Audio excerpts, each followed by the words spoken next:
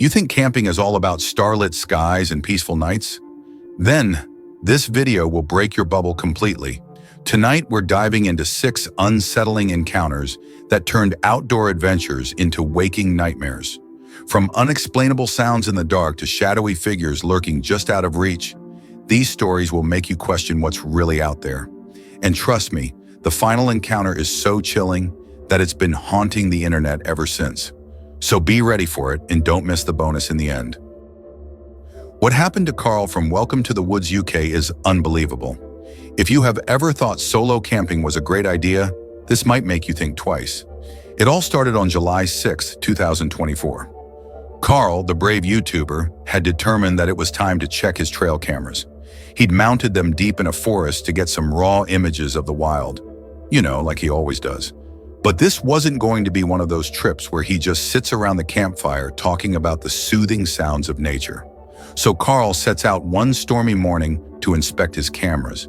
He's tramping through the forest, probably appreciating the fresh, earthy scent, when he sees something that makes his stomach drop. A boot print. Bizarre tracks today. This boot print doesn't match my boot print. It does look fairly old, but it is very strange and it's quite big. So it's definitely a man or someone that wears a very, very big shoe. I'll just spin you around to show you it.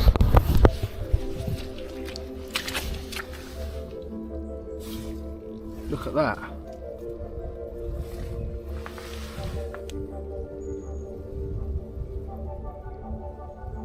That's massive. My BK2 next to it. It's just slightly larger than my BK2. Oh, I want to trip myself out. That looks like a toe as well. And not just any boot print, it's big, way too big, and certainly not his. Now, Carl isn't a woodsman or anything, but even he knows this isn't normal. Someone or something has been wandering around his cameras. Instead of freaking out, Carl does what any dedicated YouTuber would do. He decides to reposition one of his cameras, hoping to catch whoever left those prints. Maybe it's just another camper, right? Or a poacher? Either way, Carl's curiosity outweighs his unease, at least for now. I think the best bet is to get my live camera, the one that I can pick up on the phone, which I put in a few weeks ago at a different location in the woodland. I'm going to go there now, retrieve that camera and program it onto one of these trees and get a reception, make sure it's working good on the phone, and then I can keep an eye on this area even at home in my bed. By the time night falls, Carl has found a nice little spot in which to camp. He pitches his tent, grabs a simple meal in his belly, and tries to relax. Of course, the forest has other plans. As he is recording his nightly sign-off to his viewers, he offhandedly mentions hearing someone or something out there. And just as he's about to call it a night, this happens. But I'm absolutely shattered, so I'm going to get my head down. I shall see you in the morning. I don't know if you'll be able to hear, but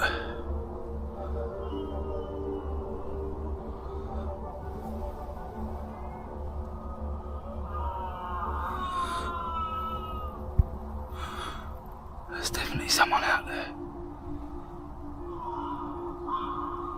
Fuck's sakes. 2 seconds.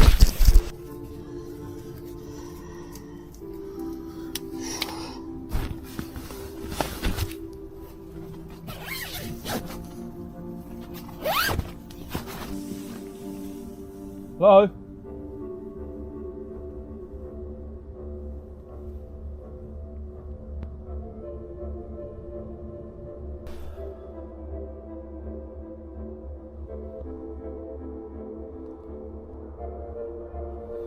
I'll be honest with you, I feel like going.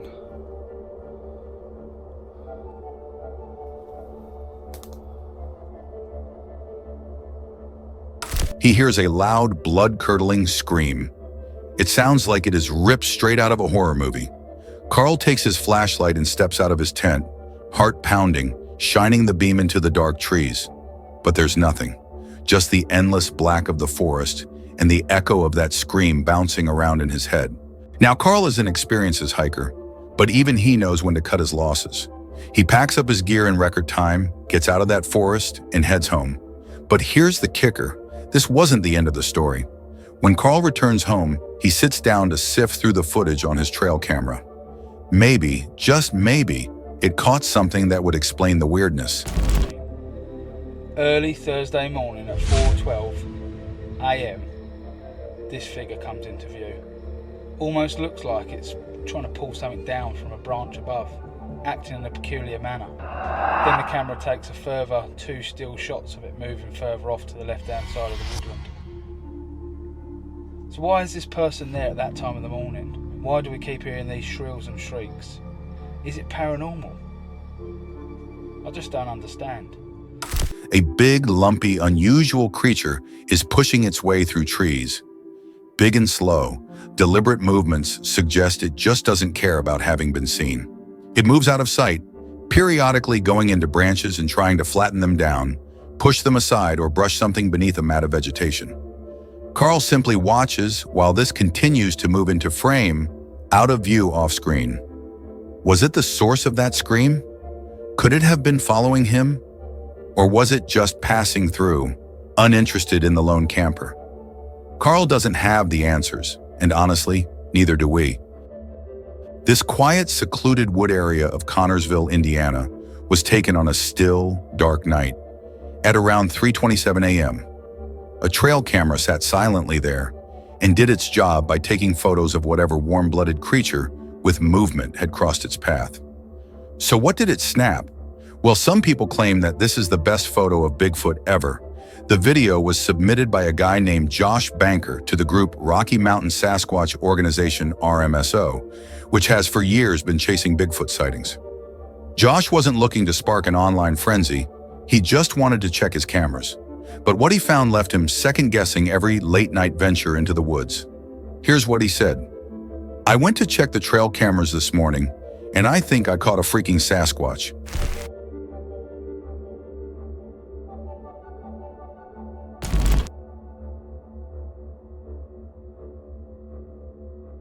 Josh's camera quickly snaps short bursts of photos when motion and heat hit the frame. This time it caught something big. 4 shots to be exact. Now let me tell you about the second photo. It's the one that really gets people talking.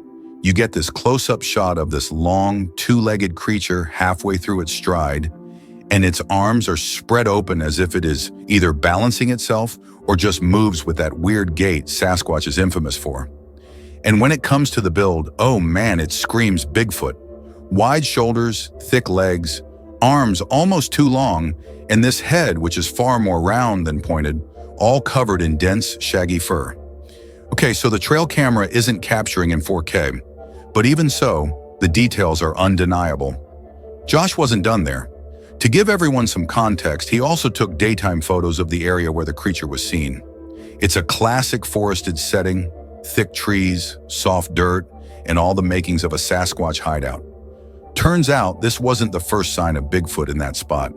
After that, enter Jeff Adams, an RMSO researcher. He didn't just hear about the creature, he found the tracks. Big ones, in the same area. Talking footprints 6 inches wide with toes so defined, it looks like they're carved out. Jeff didn't stop at the tracks. His family and he actually say they saw the thing, not too far away from where the prints were cast.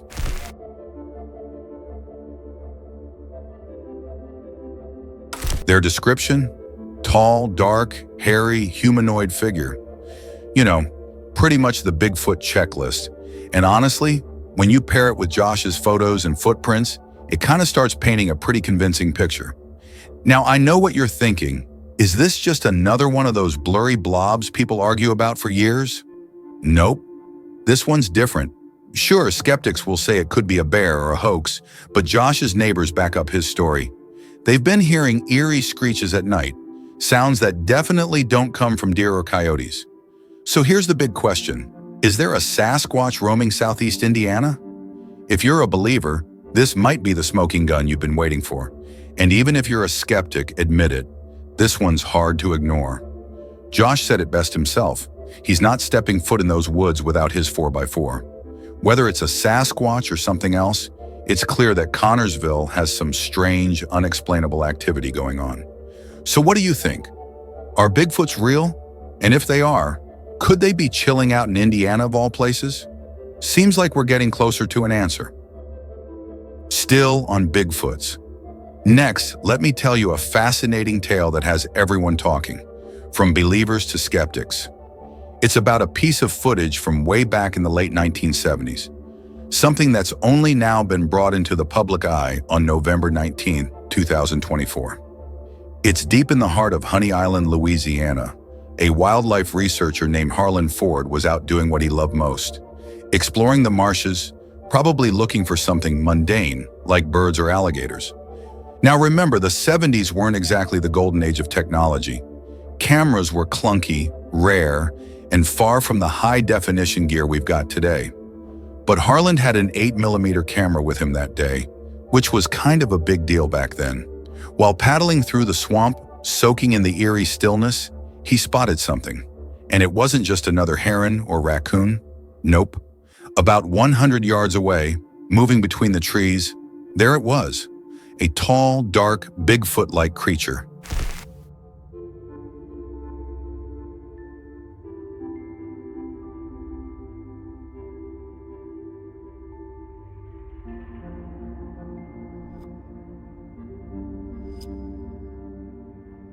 At first, it's not really clear, but then the footage Harlan captured gives us a decent look.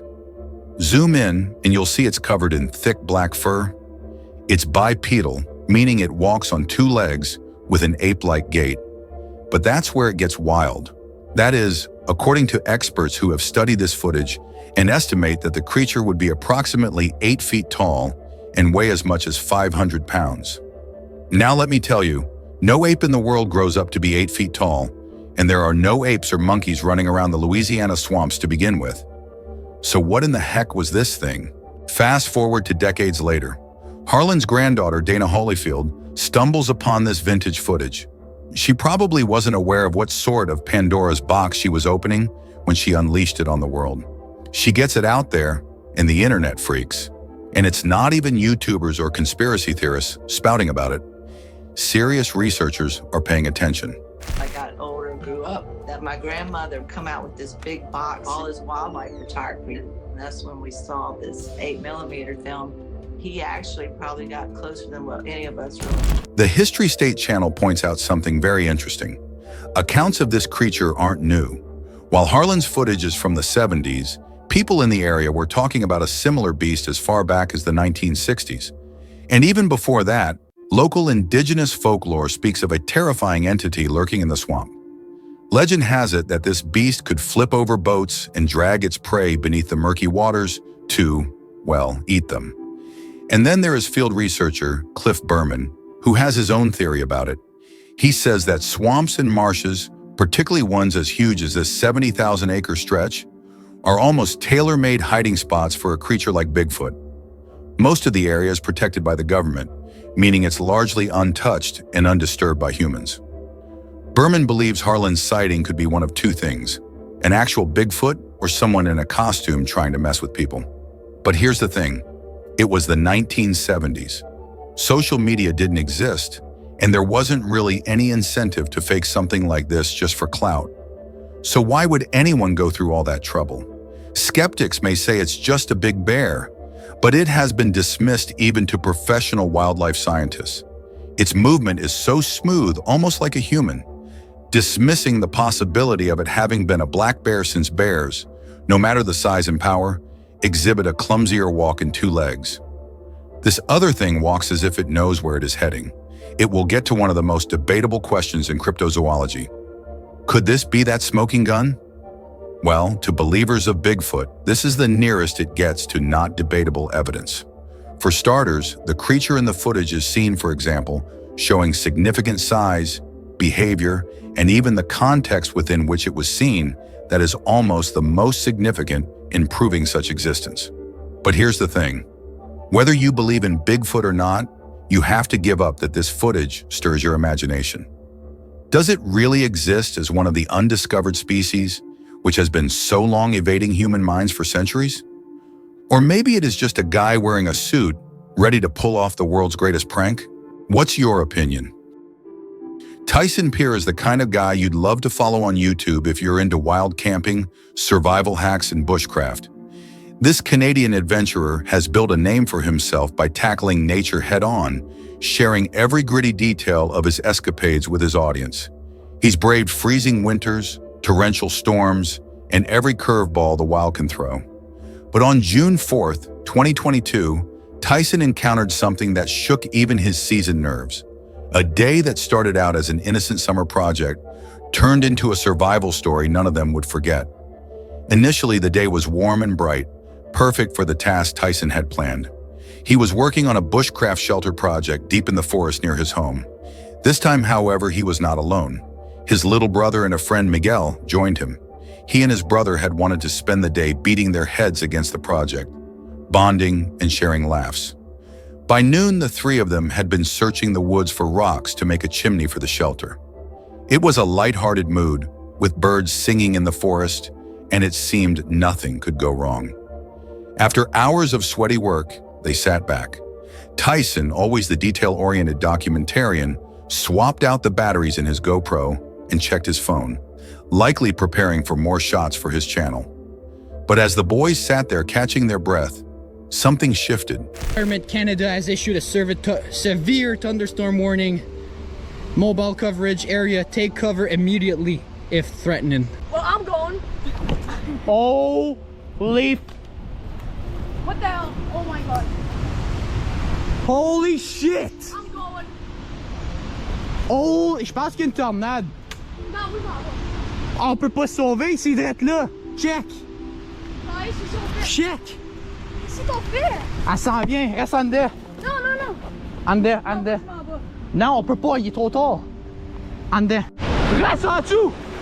Tornado! Tornado! Stay low! Stay low! Stay low! Stay low! Stay! Stay! Stay low!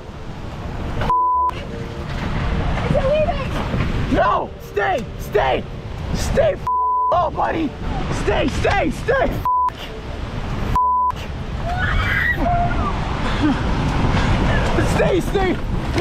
Laissez-moi pas! Laisse-moi pas! Boys, are we gonna die? Are we Stay gonna low! die? No, we're Okay, good, we're good. Fuck! No, we're dying. We're dying. No, stay. Fuck. Shit, bro! Fuck. Oh my god. Tyson. Stay, Miguel. stay. We're gonna wait until. Holy shit! Guys, please don't make me. C'est good, on est good. On est good?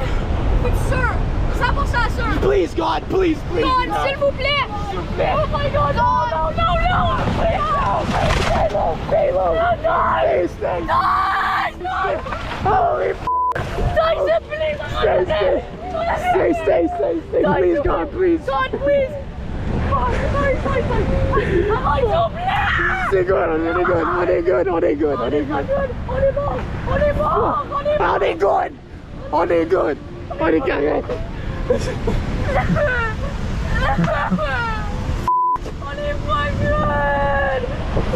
On est correct, guys. On est good. S'il vous plaît.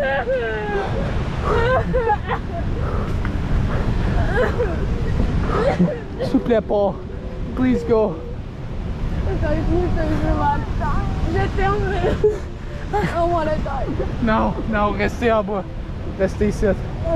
Non, mais regardez pas dehors. Regardez pas. The wind started to pick up, a little at first, then all at once. Tyson noticed it before the others did. He looked up at the sky, and it was like a switch had been thrown. The clear blue sky over them turned dark in just minutes. Suddenly, a violent storm slammed the forest. Winds roared, clocking speeds of 110 km/h, throwing leaves and branches around like confetti. Tyson's voice cut through the chaos as he yelled at his brother and Miguel to stay in the shelter and crouch down. The once peaceful forest erupted into a maelstrom of snapping trees and flying debris. Their hours of perfecting a shelter became their only hope. Outside, it seemed as if the forest itself was tearing its guts apart. And then, as if it came out of nowhere, the storm let go. Winds abated, Noise decreased, and the boys felt they could breathe again. None of them, however, moved. Tyson, being the careful one, waited until he was sure it was safe to step outside. Yo, we never get this weather here. We never get God, that. please. God, please. God, Jesus. I want to fucking stay. Holy my God, guys, you don't understand. Oh, no, God, please. God, please. Stay here, stay here. Stay. Please. God, please. God. Help you, purpose. Reste à bas, man. Toutes les arbres cassent. Les arbres? No! On reste ici.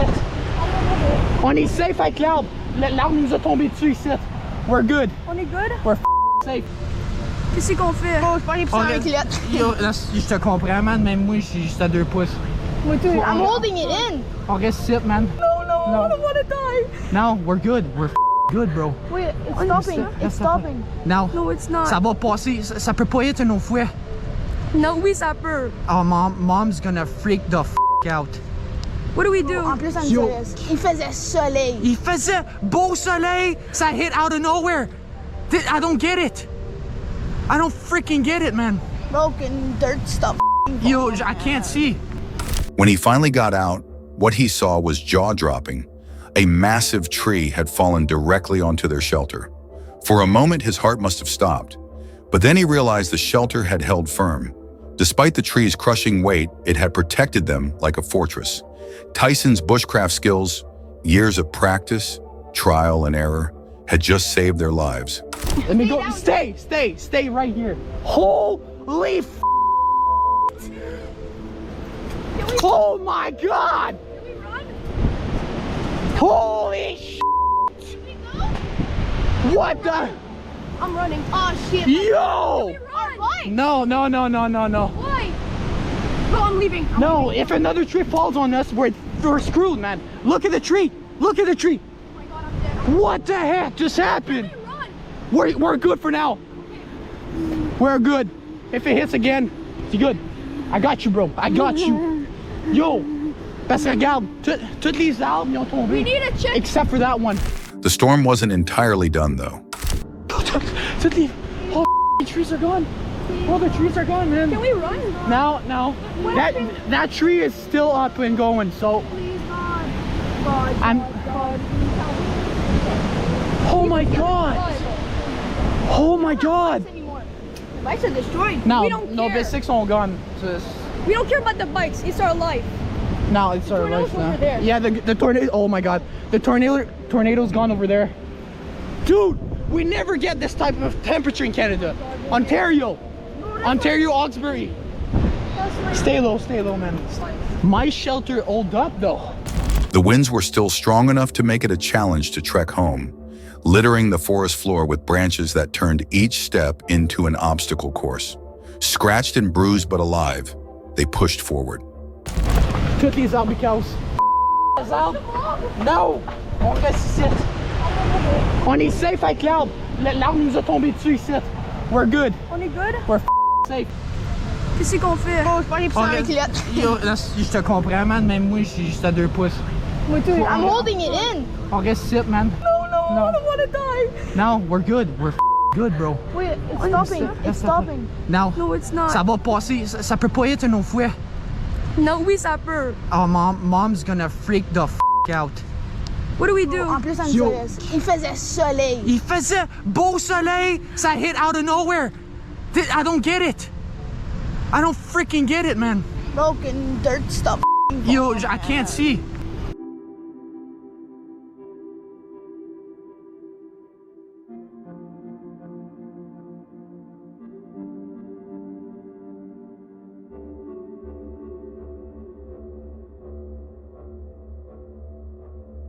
Let me go. Stay right here. Holy oh my God! Can we run? Holy Can we go? what the? I'm running. Oh, shit. Yo! Can we run? Why? No. Why? No, I'm leaving. No, if another tree falls on us, we're screwed, man. Look at the tree. Look at the tree. Oh my God, I'm dead. What the heck just happened? Can we run? We're good for now. We're good. If it hits again, c'est good. I got you, bro. I got you. Yo, parce que regarde, toutes les arbres ils ont tombé. We need a check. Except for that one.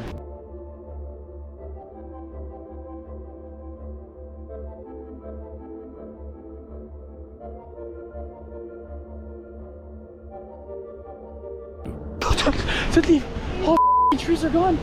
Oh, the trees are gone, man. Can we run? No. That tree is still up and going, so. Please, God. God. I'm. God.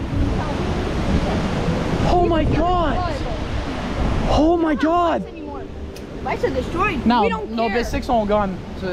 We don't care about the bikes. It's our life. No, it's our tornado's life now. over there. Yeah, the tornado. Oh my God, the tornado's gone over there. Dude, we never get this type of temperature in Canada. Ontario, Hawkesbury. Stay low, man. My shelter old up though.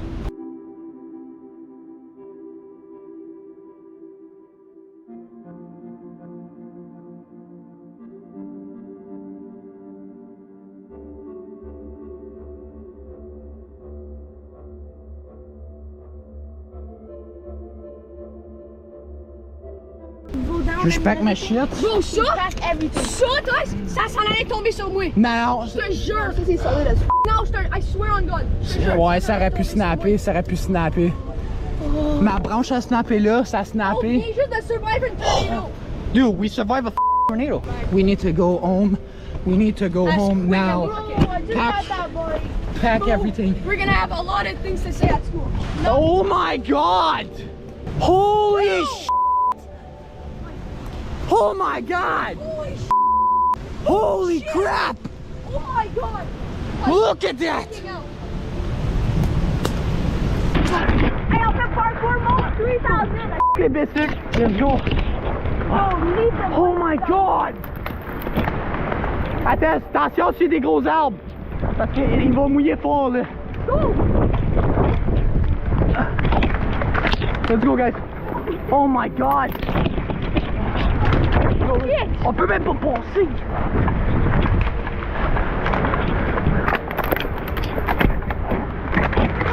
Let's go. We don't care. Let's go. We need to find the trail. Watch for big trees. Allez pas proche des gros arbres. That trail ain't shit. That's the trail.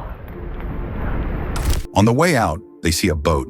Yes, an actual boat, lying there in the middle of the street, blown there by the storm's insane force. That alone sight was to make them realize the power that lies within nature. Because that's not just rain. No, that's not a thunderstorm. That's a tornado. Yo. Thank you, God. No. Thank you, God, and thank you to you for your shelter, man. Mon shelter, you're all drops in tornado, man.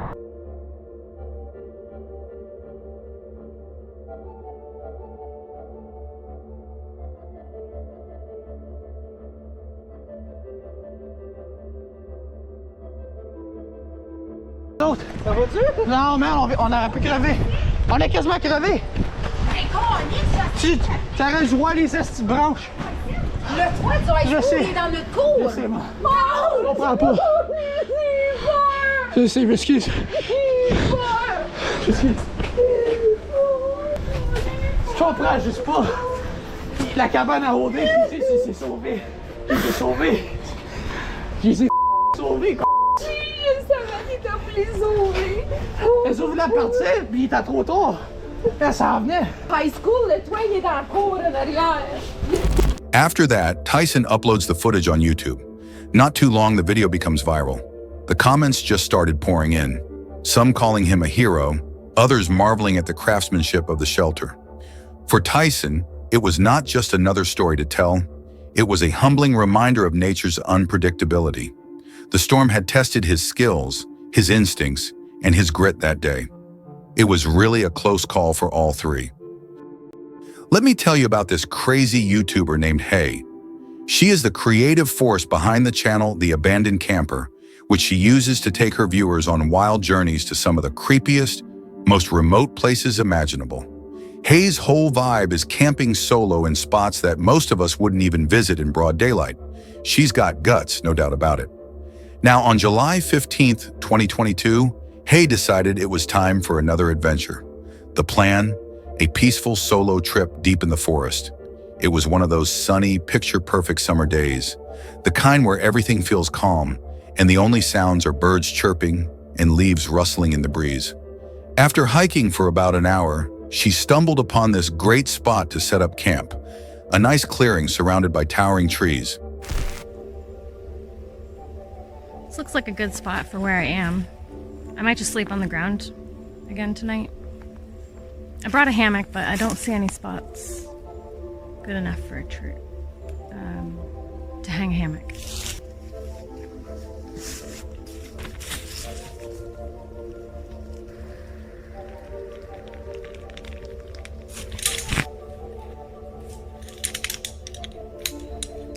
Sounds like the birds are starting to hunker down for the night.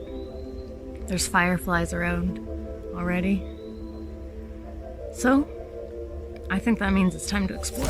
As the sun began to dip lower and lower in the sky, curiosity got the best of Hay. She'd read an article about an abandoned cemetery not too far from the campsite where she found herself. About a 15-minute walk, give or take.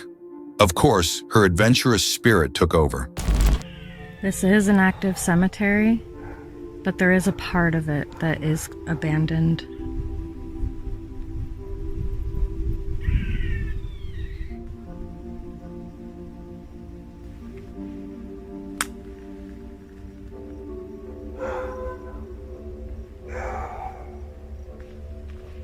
Those dogs are barking at me. I'm probably the only one that's here at this time.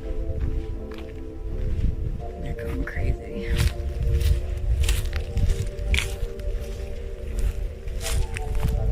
She took her flashlight and, excited to investigate before dusk fell, set off. What she didn't know, she wasn't as alone as she'd imagined. As she roamed around the old cemetery, taking in the creepy feelings, she saw a small group of younger boys strolling around the area. Now, Hay isn't one to be spooked easily, but there was something about them that didn't seem right. She wasn't sure if they had noticed her or not, so just in case, she headed back to her campsite. Because it's always better safe than sorry. As she followed her path back through the woods, her nerves began to rise. Dog barking, I didn't want to disturb anybody, especially since I'm not supposed to be here. So, I think I'll finish my exploring tomorrow morning. And because there seems to be still a lot of stuff here. See? I think they know I'm here. That's not good. Fuck. Suddenly, she heard loud shouts breaking into the silence. The boys were yelling, taunting her, trying to scare her on purpose. Her heart was racing. Who were these kids and what did they want? Hay's instincts took over. She turned off her flashlight and melted into the shadows, trying to be as unnoticeable as possible. But here's the creepy part. They weren't just yelling randomly. It quickly became pretty obvious that they were actively searching for her. What started as an uneasy feeling quickly morphed into real fear. Just in case. But I'm also gonna stop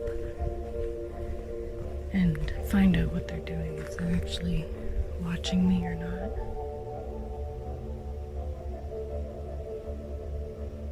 Well, I can see them. Thinking fast, she decided to put some serious distance between herself and the boys. Hay quickened her pace, moving as quietly as possible until she finally reached her campsite. Relief washed over her, but only for a moment. She tried to calm down her nerves by starting small fire building. The flickering light and crackling sounds provided her with an illusion of safety for the moment. She cooked herself a fast meal and settled down next to the fire, hoping that the worst was indeed behind her. But you know what? The forest wasn't even done playing with her yet. I just had to put out the fire because there are people walking around back here. They don't have headlamps on, but like I said in my last video, I do not like being around people in the middle of a forest. Soon enough, Hay heard the crunching of soft footsteps on the forest floor, faint but unmistakable, and getting closer. She froze. Were the boys still following her? The idea sent a chill down her spine. If they'd managed to track her all the way from the cemetery, that meant they were serious. This wasn't some harmless prank. Hay remained perfectly calm, her senses on high alert. The footsteps stopped, and the quiet was even worse. Okay, I'm packed up. I'm ready to go. So, luckily I have a friend that lives around this neighborhood, so maybe I'll just go continue this night in their backyard because I was looking forward to having a nice night. And there's still people here. I can barely hear their voices, but they're like way off in the distance. And there's the occasional dog bark. That dog that was barking at me, he keeps barking. Her sixth sense told her that it was time to leave. Forget sticking it out for the night. Her gut screamed that this was not safe anymore. Disappointed and slightly shook, Hay made the big decision to pack up and leave her camp. Packing in record time, Hay was out of her sight, moving as quickly through the dark, silent woods as she could manage to get away from the foreboding clearing, and in doing so, to distance herself from her growing feelings of frustration. She reflected on it and realized that the whole experience was a wake-up call. Yes, she is an adventurous soul, but this trip reminded her that nature and people can be unpredictable. Sometimes danger isn't loud or obvious. It lurks quietly, just out of sight, waiting for you to ignore that little voice in your head. Hay's takeaway: trust your instincts. They're there for a reason. And honestly, after hearing her story, I'd say she's got a point. Christopher Hill is the kind of guy who thrives on adrenaline. If you've ever stumbled upon his YouTube channel, you'd know exactly what I mean. For over a decade, this urban explorer has been diving headfirst into the creepiest, most abandoned spots across the country. Places most of us wouldn't dare to step foot in, even during the daytime. But Christopher, he's out there at night, alone, armed with nothing but a flashlight and a camera. He has caught some very jaw-dropping moments of eerie silence to downright dangerous encounters. Among his most spine-chilling adventures took place back in June 2022 at the old Westinghouse Electric Factory in Cleveland, Ohio. Now, this place is not your ordinary abandoned building, built over a century ago. It was once a hub for innovation, even employing big names like Nikola Tesla. Hollywood gave it some fame too, using it for the Black Widow interrogation scene in The Avengers. But by the time Christopher visited, the place was a shadow of its former self, crumbling, empty, and deeply unsettling. Christopher arrived at the factory at nightfall. His camera was rolling as he entered into darkness.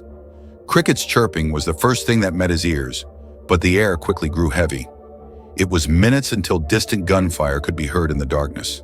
Cleveland wasn't exactly the safest city, and this noise served as a cruel reminder of what he risked by going there. But Christopher, being the seasoned explorer he is, pressed on.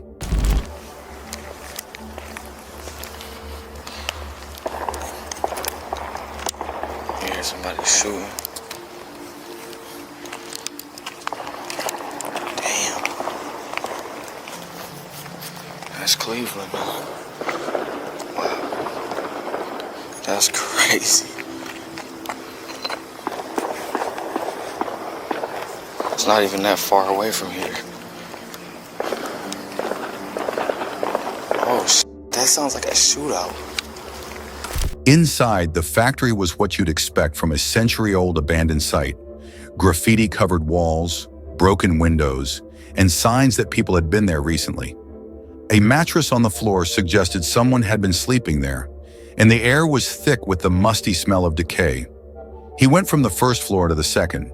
There was no sound but his own echoes. It was spooky, to say the least, but nothing Christopher hadn't been around before. And then there was the basement. If the upper levels were frightening, the basement was a completely different matter. The ceiling drooped with dripping, moldy water, and the narrow, winding hallways went off to dead ends. It felt darker there somehow, and strange noises filled the space. Soft rustling that Christopher initially blamed on animals.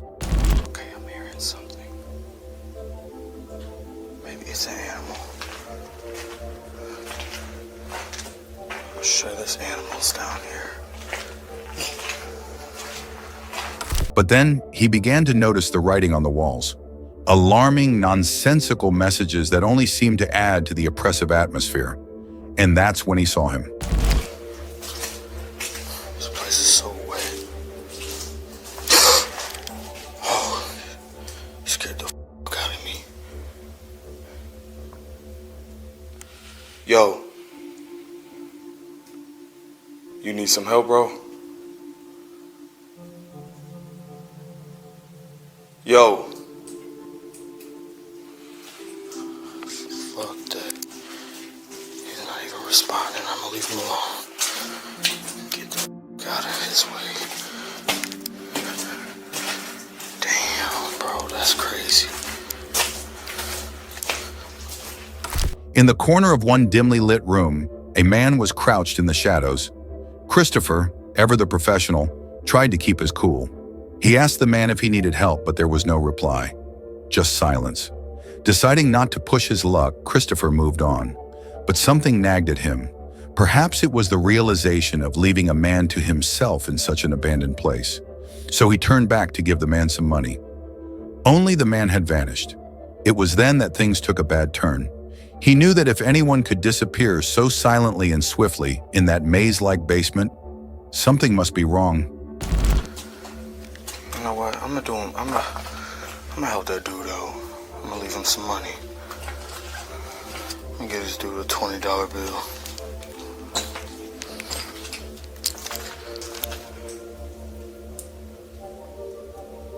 Yo. Yo. Hey, I got some money for you. He's not there, and he's not responding. Damn it.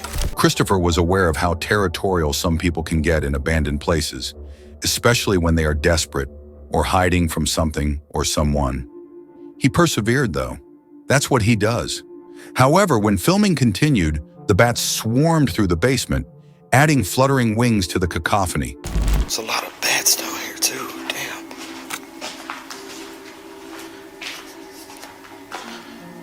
Damn. Then, in a moment almost too brief to notice, the man emerged once again. This time, he stood silently behind a door, watching Christopher. The creepy thing is that Christopher did not even notice this. He just kept going, with the man standing behind him, silent and unseen. By the time Christopher made it up out of the basement, he saw the man once again, this time outside the building, near the street. Cars went by without a care in the world for this odd tension in the air. He thought perhaps the man may have waved at him, but his camera did not record any noise. And then, just as he was walking away from the place, he heard some cell phone ring somewhere in the dark. That was it. This was enough. Christopher was already contemplating his time to get away from all this chaos and continue life peacefully. To this day, he hasn't posted another video about the factory. The whole experience clearly left an impression on him and his viewers. The comments section of that video is filled with theories. Some say the man was just a homeless person, while others are convinced he was hiding from the gunshots Christopher heard earlier. There's even a small group of people who think the man wasn't entirely human. What do you think? Was it just a man or someone paranormal? Would you ever like to investigate the Westinghouse electric factory? Because this adventure might make even the most daring explorers think twice. Finally, it's the time for the bonus clip of the day. It is July 2nd, 2023, and a man is just finishing a long, grueling shift at work. He can barely wait to count down the last few minutes until he can collapse on his couch at home. The clock ticks past the end of his shift, and it's just a 20-minute drive down the same old familiar road he's taken 1,000 times before. It's a still and peaceful night, the kind of night that makes you feel like time itself slows down. He is half in thought about ordering that pizza he is going to eat when he gets home. Everything seems normal until he approaches the edge of the forest in front of his place. So, this is where things get crazy. He rounds a bend in the road and something catches his headlights. Initially, he probably thinks it is a deer or maybe even a fallen tree. But no, this is much worse.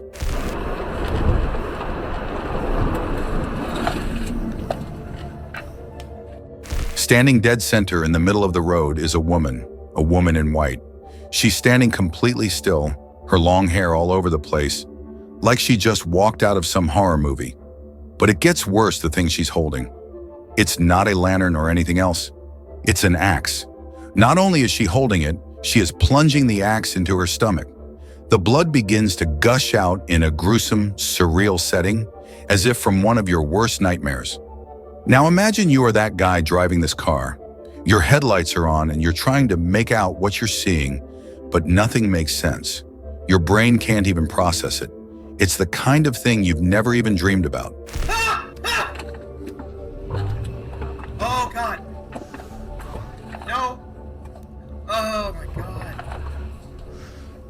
This poor guy is completely frozen, caught in a moment where his body just won't react fast enough to what his mind is telling him. But fear kicks in, right? You can almost feel his pulse racing. In a flash, he reverses the car, just trying to get the hell out of there, scared out of his mind, like he's in some sort of real-life horror show. The next day, still dazed, he gets home hoping it was all some crazy trick of the mind. But he can't shake it off. He can't stop thinking about the image of that woman bleeding on the road.